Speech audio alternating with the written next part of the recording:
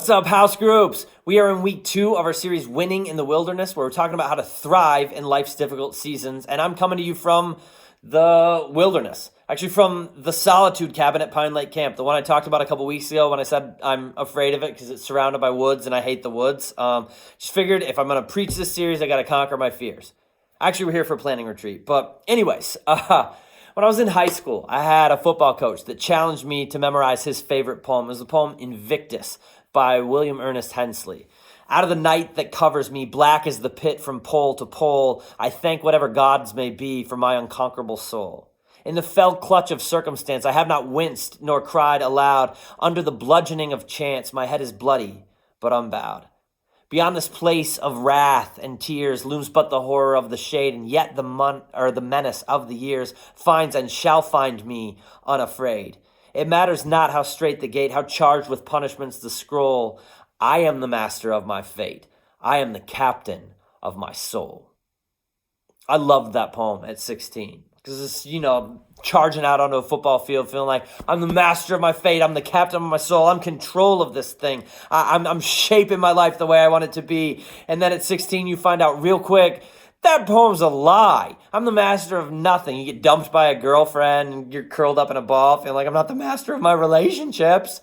You get a speeding ticket and the master of your keys takes away the car for a week and you realize I'm not even the master of my transportation.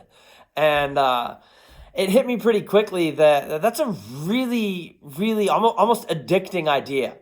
That poem Invictus. It's such an American idea, and maybe even a human one. We want to be in control of our own circumstances. We want to be the one who's shaping our own future, but we live in this world that is so far beyond our control.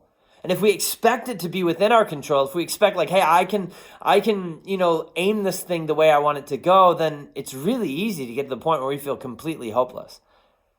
Because we're at the end of ourselves. There's nothing more that can be done. We feel like we're at the end of our story because life is hard and the world is shattered. And one of my favorite things about the book of Daniel is that Daniel continually reminds us that God is the one who is shaping the story. I mean, he finds himself in impossible situation after impossible situation after impossible situation, and continually, rather than doing what I would do, which is like wallow in self-pity or find myself crushed by the weight of fear, he turns to God.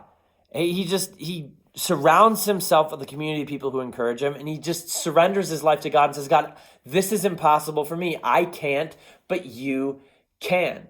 And it reminds me of this prayer that I've prayed for years on my way to work and on my way home. Some of you heard me preach about this before, but I call it my What About Bob prayer. He has this moment in the movie What About Bob. Bill Murray asks Richard Dreyfuss, he's like, who's his therapist, he says, gimme, I need. And for years, I've picked a point along the road as I'm going to the office every morning to just pray, God, I can't, you can, gimme, I need. And when I cross that same point in the road on the way home, I pray the same prayer because I know I don't have what it takes to be the pastor God's calling me to be outside of his help. And I don't have what it takes to be the dad or the husband he's calling me to be outside of his help. And so I pray that prayer every day. And I do it because I need to remember, we all need to remember that God is the one who's shaping the story.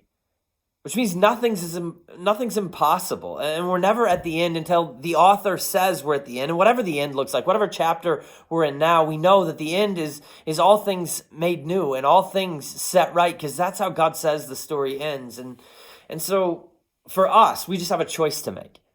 Like, God is the one who's shaping the ultimate direction of our world and of our lives. And our choice in the middle of that, the decision that we have to make is like where we're going to aim our story. Like, we're part of this bigger thing that he's doing, but we have options. We have a will in the middle of that. And the question we all have to ask ourselves, I said this Sunday, I'll say it again, is whose glory am I chasing with my story? Am I trying to become Invictus? Am I trying to become this undefeated, unbloodied, unbowed master of my own fate and chase my own glory so the world will see me as something dazzling and respectable? And that's what Nebuchadnezzar was doing in Daniel chapter 2. He's chasing his own glory, and so many of us are doing the same thing. We're like, maybe God's in control, but I want I want success and I want money and I want power and I want the world to see me as beautiful and glorious and wealthy and all of this stuff. And Daniel 2, when Nebuchadnezzar has this haunting dream that the statue he wants to build is going to crumble to the ground. Oh man, I thought my iPad died, but apparently it's still recording. Anyways, he has this vision that the statue he wants to build is going to crumble to the ground. He's reminded that all that stuff is fleeting. It's nothing. There's no foundation. And when we chase after it, in the end, all we end up is empty. We waste our lives away. And so I just want to challenge you to think about how, number one, in life's difficult seasons, you can remind yourself that God is the one who's shaping the story and nothing is ever hopeless as long as he's still writing it.